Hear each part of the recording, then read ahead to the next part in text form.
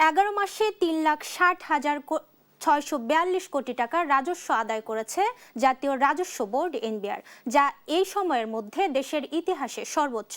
তবে রাজস্ব আদায়ে 10% বেশি প্রবৃদ্ধি হলেও নির্ধারিত লক্ষ্যমাত্রার তুলনায় ঘাটতি 81,442 কোটি টাকা। চলতি অর্থবছর শেষে রাজস্ব আদায়ের ঘাটতি 88,000 কোটি টাকা হতে পারে বলে মনে করছে এনবিআর। নতুন অর্থবছরের বাজেটেও রাজস্ব আদায়ের কাঙ্ক্ষিত লক্ষ্যমাত্রা অর্জন কঠিন হবে বলে মত বিশ্লেষকদের। আরাফাত ইসলামের রিপোর্ট।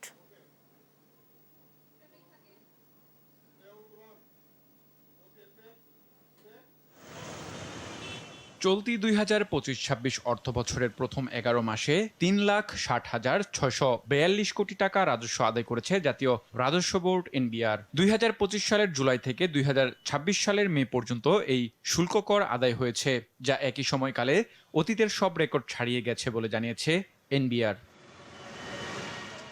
সংস্থাটি বলছে 2024-25 অর্থবছরের প্রথম 11 মাসের তুলনায় 2025-26 অর্থবছরের প্রথম 11 মাসে 32,856 কোটি টাকা বেশি রাজস্ব আদায় হয়েছে। সেই হিসেবে একই সময়ে রাজস্ব আদায় বেড়েছে 10.2%। এদিকে চলতি অর্থবছরে এনবিআরের মোট রাজস্ব আদায়ের সংশোধিত লক্ষ্যমাত্রার চেয়ে এ বছরের মে পর্যন্ত আদায় কম হয়েছে 81,442 কোটি টাকা, অর্থাৎ লক্ষ্যমাত্রা অর্জনের হার 81.58%। আগামী অর্থবছরেও রাজস্ব আদায়ের লক্ষ্যমাত্রা অর্জন করা চ্যালেঞ্জ হবে, এমনটাই মনে করছেন অর্থনীতিবিদরা।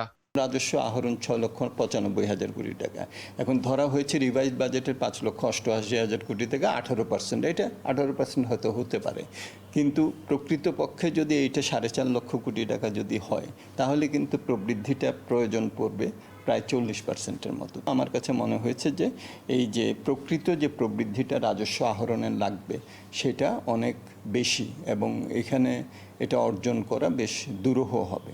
চলতি অর্থবছর শেষে রাজস্ব আদায়ের ঘাটতি 88,000 কোটি টাকা হতে পারে বলে মনে করছে এনবিআর। আরাফাত ইসলাম, দেশ টিভি, ঢাকা।